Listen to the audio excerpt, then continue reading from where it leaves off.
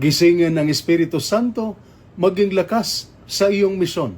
Ito po ang salita ng Diyos, ang ating gabay. Ngayon po ay Sunday, May 24, 2026 at ginugunita po natin ang linggo ng Pentecostes. Ang Pentecostes ay hindi lang kwento noon. Hindi lang ito tungkol sa hangin o apoy. Ito ay tungkol sa lakas. Ito ay tungkol sa pagbabago. Ito ay tungkol sa kung ano ang pwedeng mangyari sa iyo ngayon. Bago ang Pentecostes, ang mga alagad ay takot, nalilito, nagtatago, walang direksyon.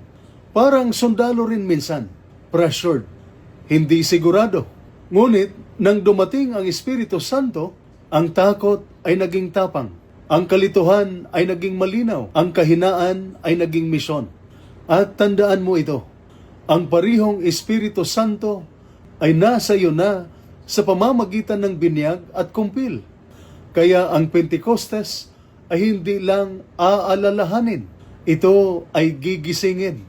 Madalas nating sinasabi, gusto kong magbago, gusto kong maging maayos, gusto kong gawin ang tama.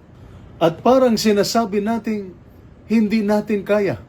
Pero ang totoo, kaya natin. Dahil may Espiritu Santo na tayo. Ang problema ay hindi siya nawawala. Hindi lang siya aktibo sa iyo. Kaya, paano natin magigising ang Espiritu Santo sa loob natin? Kailangan natin ang Spirit. Ang Spirit na nangangahulugang letter S, stay connected to God sa pamamagitan ng panalangin o dasal. Bago duty o misyon, magdasal. Holy Spirit, gabayan mo ako. Kung walang dasal, mahina ang loob.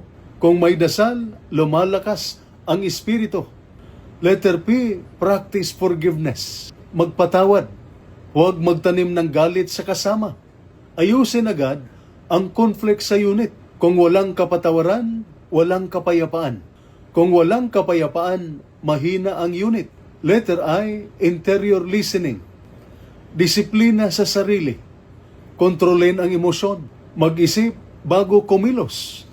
Ang tunay na sundalo ay may kontrol sa sarili. Letter R, read the Word of God.